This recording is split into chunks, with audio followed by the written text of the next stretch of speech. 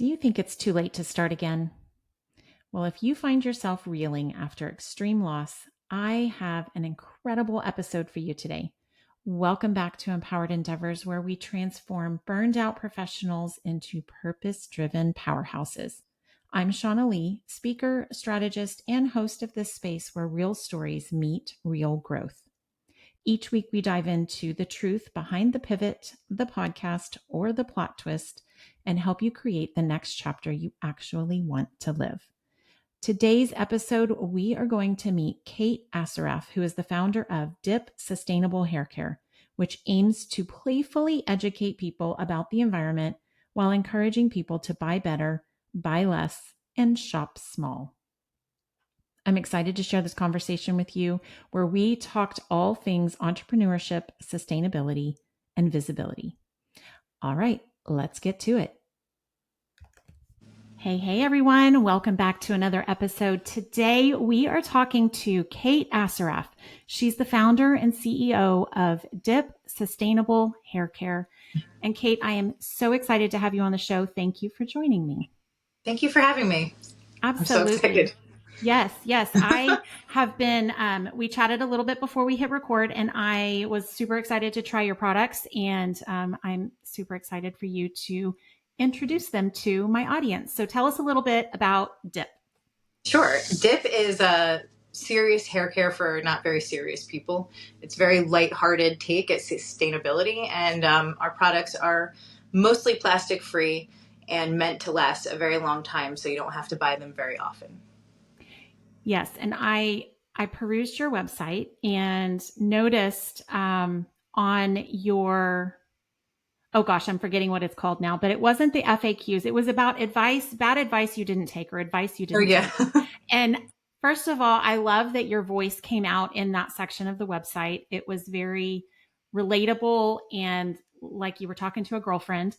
But one of the things you talked about was people giving you advice on your products lasting too long. Like this was a bad thing. And from a consumables perspective, if you're in business to create a consumable, you want people to buy more of it. So it's interesting that you very intentionally went against that advice. Yeah. Well, I think that for me, now we're going into a bad economy, right? So there are certain luxuries that women in particular feel guilty about. And one of them is spending a lot of money on hair care. And for me, it was conditioner specifically. I used to buy a very expensive conditioner every 3 to 5 weeks. It was around $70 in the salon. It was very, very expensive. And I know that everyone hears sustainability and thinks more expensive. So I wanted the conditioner bar especially to last so long that it saves someone a lot of money. Whether you have curly hair or type 4 hair or, kind of more limp hair like mine, I was so fed up with spending so much money on conditioner, and I wanted it to be something that people would talk about. Like they found the conditioner that they only have to buy once a year around. Yeah. Well, I'm super curious to know how long it will last me, because I also was spending a lot of money on my hair care.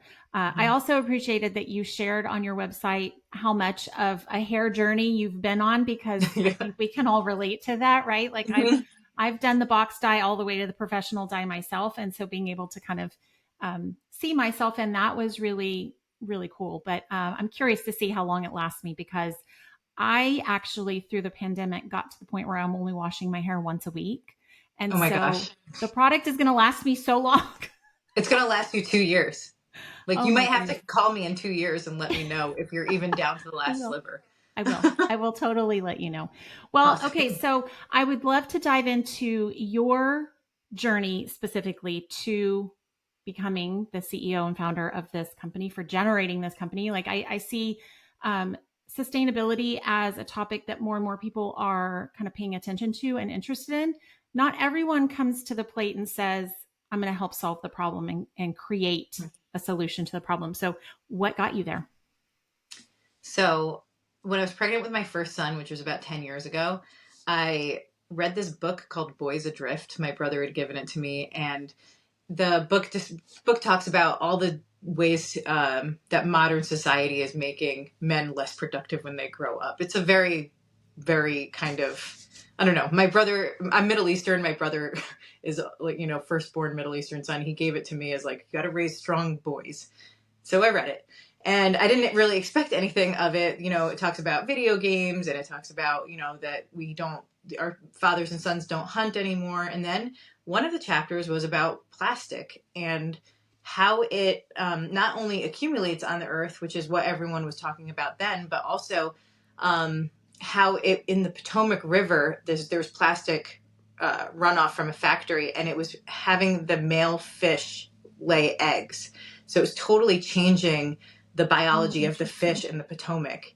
And I found that so jarring that, you know, pretty much fish have behaved the same way forever, right? Every species has behaved the same forever. Of course, evolution is very slow, but now we have this very fast change that's happening in animal and aquatic species that is showing that these endocrine disruptors are really doing more than just like collecting in the Great Pacific Garbage Patch. Like there's more damage that's a little bit deeper and a little bit darker than we thought. And so what's strange about hearing that plastic is bad for your health is that people still don't really care. Do you know what I mean? Yes. Oh, and I do. The reason they don't care, and it's very, very rational, is that it's everywhere. Like it's so hard to avoid. It's so hard to avoid. So you almost go through like this very rational hopelessness. Like, oh, okay. Like, what am I supposed to do about this? Like, you know, everything is in plastic. My food is in plastic. Like my car has plastic seats, like all of these things. Like I'm surrounded in plastic. And so, you know, I wanted to create a brand that would make people, that would be where the product would be so good that the plastic free part of it wasn't the motivator.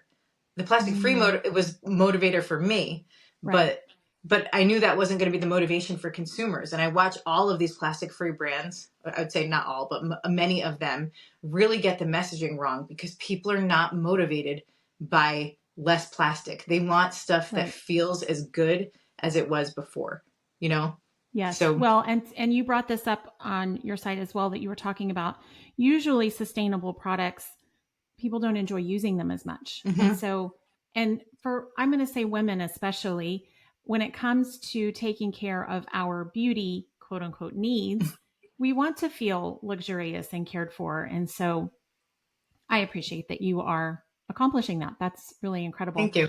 So this is not your first gig out of the gates. You did something prior to owning this business.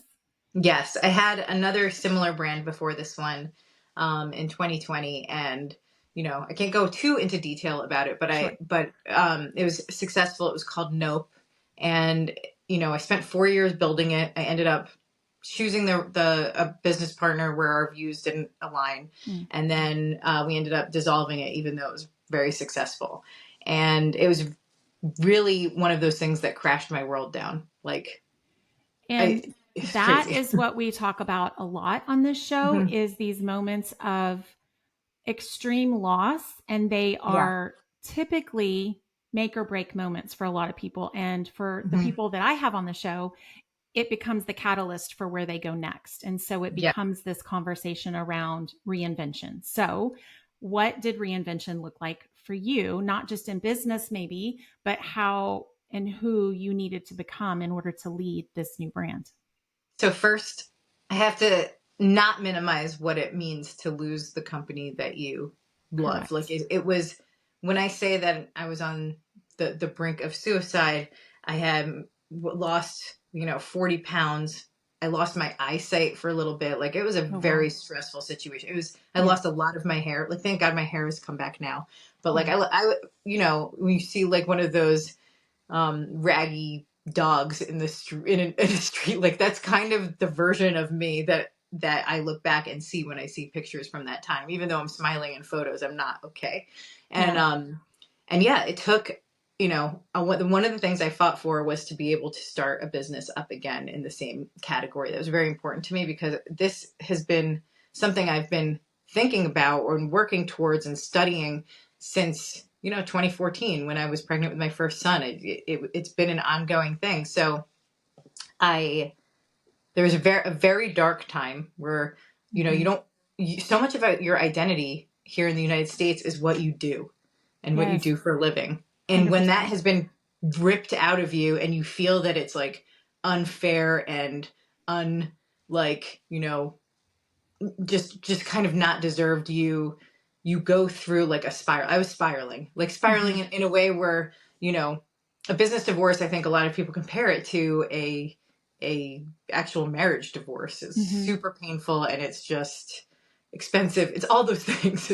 And so, yeah, I use often the expression that my husband and my friends had to spatula me off the floor. Yes. And we were in, it was in the middle of the pandemic. Like, it was sink or swim. I either had to start again or I had to find a job. And I knew that I felt, that unscratchable itch to start this and solve this problem and do it. I was like, okay, fine. I'm going to do it again and I'm going to do it better and stronger and my own way, which is all I wanted in the first place. And, and from that, I took everything I learned from that first business and really married it into the second one and turned it into, it is my dream business that I'm running now and have no one to answer to. So it's really nice. I love that. I love that for you. Well, do you think there was ever a moment where you questioned if it was too late for you to start again? Yes. Yes. Because during that time when we were dissolving the first business, there was an explosion of 200 other bar brands. And thankfully, every time one popped up, well, there's two sets of emotions, right? One would pop up. I'd immediately read the ingredients. I'd immediately read the copy and I'd be like, thank God that's not the way I want to do it. But that would happen over and over and over and over. And then, so it was fear and then relief, but like it was happening every day. So it wasn't like a normal, you didn't have time to heal between a new bar brand, like popping up. And then it's only a matter of time before people are going to forget that I ever existed. And that was a really tough thing because I felt like I was trying to race the clock to start over again and improve and I didn't want to lose any of the momentum I had with the first brand.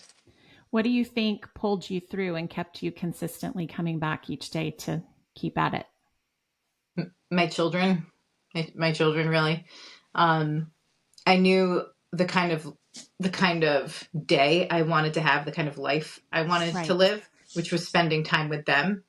And I engineered my business so I could still spend time with them and still do the things I wanted to do and be a mother because, a lot of times being a mom and being an entrepreneur don't go hand in hand, it's hard. It's really, really difficult. But I don't chase growth and I don't spend a lot of my energy focusing on things that aren't important.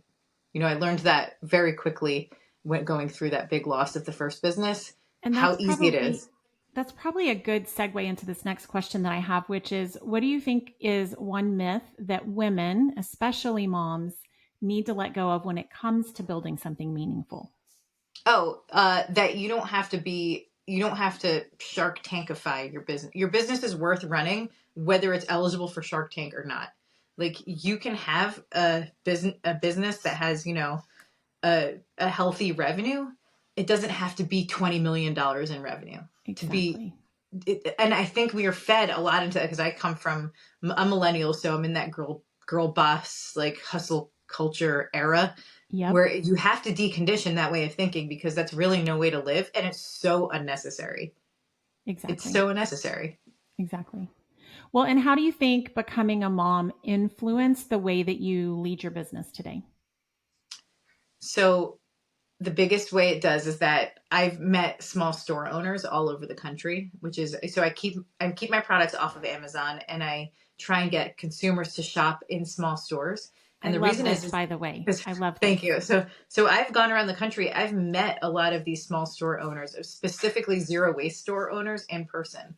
And a lot of them, I'd say like 99 out of 100 are women.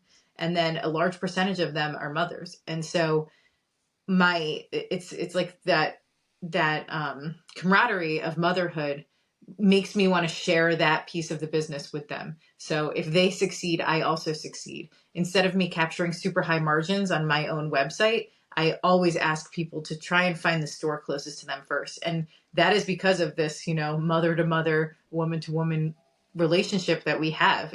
They're not strangers to me. And I think that's something that's missing from a lot of brands right now. Yeah. Yeah. I agree. So let's shift into talking a little bit about using your voice, increasing visibility, which is all crucial to building a brand. And a lot of what we've focused on the show specifically, and we've been doing a podcast series. So I have been highlighting all the ways that podcasting, even if it's not owning your own show, even if it's just guesting like you are now, how it can be a really smart strategy for increasing your visibility. So what do you think? We'll start here. What is your relationship with visibility now?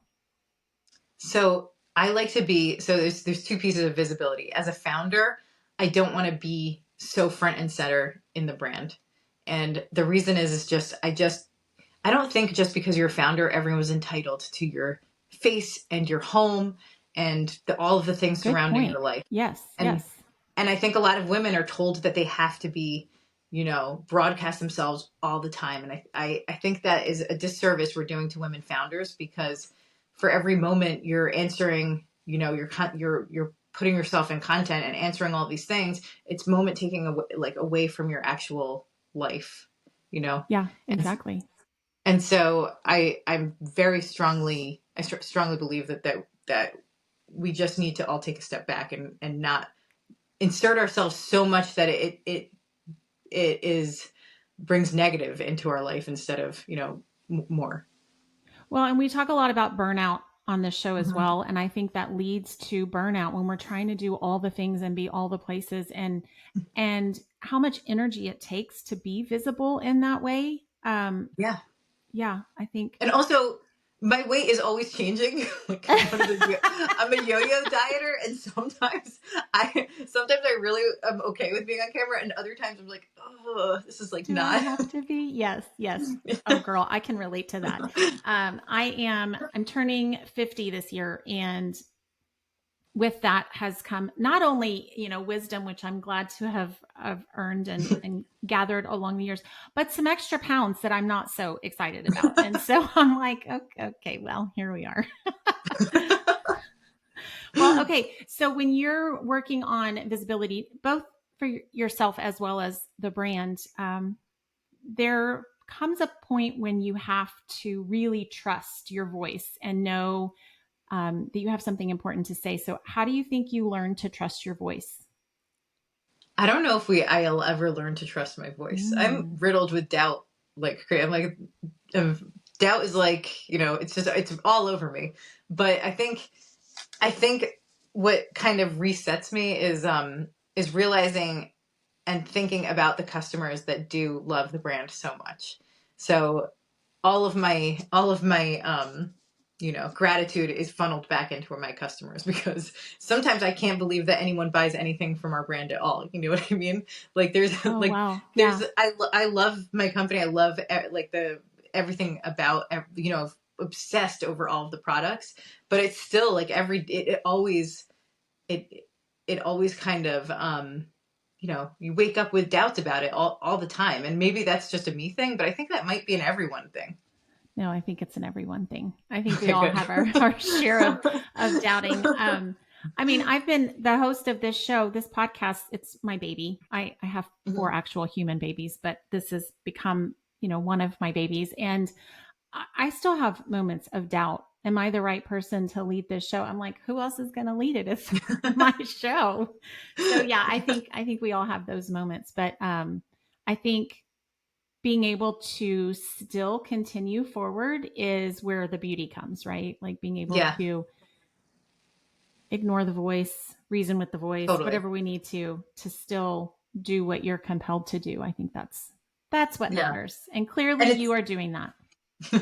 Yeah, it's just not a breeze. I don't want anyone to hear me talking and think any of it is easy or I want to be as realistic about entrepreneurship as possible, because that is such an amazing segue into this next question I have, which is, what do you think someone who looks at your journey, what's the most misunderstood? What do you think people misunderstand? That it happened fast. It happened fast. It's so Dip as a company is 3.5 years old. The first 18 months, I did it all myself. And now I have a team of 7 people. And so and it took a lot. Like, it's a lot of hustle. I went all around the country to talk to people about sustainability. Everywhere I could, I funneled all our marketing dollars back in, and I took a lot of risks doing that. I mean, financially, I just put myself in debt going all over the country so I could meet people, because while everyone was going digital, I went analog. I went and just found people where they are. Yeah. And that was a big piece of what I wanted to bring to the brand. It's like, I think people want to ask questions from a human. That's like why we don't replace our customer service with AI. Like, people want, they want a human to human experience, and they just, because so many stores are closing, they just don't know where to get it anymore. It's true. It's true. And I do love that you're pushing people back to pushing them. You're guiding them to, shop local and shop Yeah. small. I have had a huge personal issue with the big box retailers for a while now. But they make it so darn easy that it's hard for people to still continue to go down that path. So I love when we've got a new brand that comes along and says, hey, by the way, you should really go shop local. It's like the reminder everybody needs, but Yeah. not everybody's saying. Totally. Well, because brands make more money when someone shops from their website directly, and then they have a relationship they can email you forever. So it's not a very popular stance to take, but I don't really care what's popular. I really care about people getting into specifically zero waste stores and hair salons and surf shops. Those three places are where Dip exists and thrives. The zero waste stores, that's kind of the soft serve. The shampoo and conditioner is like the gateway drug to get you to look at other plastic-free options. And you can't help but look around when you're in a store. You're like, oh my God, I didn't know that I don't need to buy paper towels ever again. That's such a good point, because I think I have for a long time been this walking contradiction. So I'm very interested in natural products. I also still dye my hair. I'm very interested in eating clean, but I drink alcohol. And so I'm like this constant, contradiction to people. And what I like to remind people is it's not all or nothing. We live in this society that very much tells us it's black and white. It's all this or all that, but you can incrementally make changes and get there slowly, which I think is exactly what you're doing, right? So you're introducing people to the concept, and then they have those aha moments where they're like, there's something else that's in this category that I didn't even know. I think it's too hard for people to go cold turkey and do all of the things all at one time. I don't think that they should, Yeah. I don't think that they should, because I think it will end up, I think it ends up causing more stress when you draw hard lines in the sand. Yes. And I think it sets you up for quote unquote failure, right? Oh, if I didn't do it perfectly, then it's not worthwhile, that's bullshit. Like, it's worthwhile to make an effort and to change one thing. Like, that's good. Yeah. Progress, and I do one thing at a time. Yes. Progress over perfection. This is what we talk about a lot. Yeah. Okay. So one of the things we talk about a lot on this show is burnout, and how do you get through feeling so burnout with your life? So what do you want other women who are rebuilding after burnout or failure to know about what's possible next? I want you to know that it is okay to hire someone part-time or contractor to help you with the things that are burning you out. Even if it doesn't have to be a full-time employee, it doesn't have to be a huge ticket thing. It can be a few things off of your plate. For me, I learned from my first business, the accounting and bookkeeping burns me out faster than anything else. So from day one for Dip, I hired a bookkeeper. It didn't matter what it cost, because the cost on my life was so much worse. And so you have to look at you have to do the cost benefit analysis of all of these things and make sure, like, okay, you hate doing the bookkeeping, or I'm disorganized. That's really my problem. I'm a disorganized person. So I can send all my receipts to one email account, and my bookkeeper picks those up and just does it for me. There's no reason to be burnt out right now, especially as more and more, things are available to make your business easier. It's true. And I think you'll hear a lot of entrepreneurs say the same thing. Like, you want to hire smart and hire people to do what you're not good at, because it lets you continue focusing on the things that you are good at, that do light you up, that is usually tied to the why of your business to begin with. So and my personality is letting receipts pile up for like 6 months and then dealing with it when A it's like bookkeeper's nightmare. when I'm like drowning, So Yeah. I know that about myself, and I knew that was the number one thing that I couldn't do myself. Yeah. And I think also knowing it's a certain amount of self-awareness, right? Knowing what you're good at, what you're not good at is part of that. But I think also knowing how to scale and use the right strategy and set yourself up for success is important as well. Yeah, absolutely. Well, okay. So one of my favorite last questions to ask is kind of where you're going next. So what chapter are you stepping into now, and how does it feel different from anything you've done before? Okay, so this is new as of a few days ago, 2 days ago exactly. We have never run advertising ever for Dip. So we've never, ever run a TikTok ad or a Meta ad or any of those things. And I decided I'm going to make a commercial. And that is the first, and it's going to be nothing like I've seen in sustainability so far. So I'm excited for when that launches, but it's we're in the planning stages of it right now. And that is like a new thing for me because I've worked on having a word of mouth brand all this time. And now, it's going to be open to a brand new set of people to look at and judge that probably aren't looking for sustainability. I'm trying to get people that would never, ever touch a shampoo bar or a conditioner bar to come over to this side. Yes. Oh, I love that. I love that. It's funny. I was talking about your products at a party I was at this weekend and sharing a little bit about your brand. So didn't realize I was contributing to your initial word of mouth strategy. But it was interesting to hear people talk about bars and kind of you're right. There are a lot of people who just haven't even considered that as an option or thought that it was difficult. I didn't think it was difficult to use. Like, have you ever used a bar of soap? Like, it's no different than that. I don't. Yeah, there's such an aversion to it, and and brands that put things in PCR, which is post-consumer recycled plastic, that is still plastic. It's still like, plastic. It's still plastic. It's not. It's marketing. So I want to make sure that people understand, like, getting rid of the plastic is the best move. And if I can convince people to do that have never even considered trying a bar, that would be great.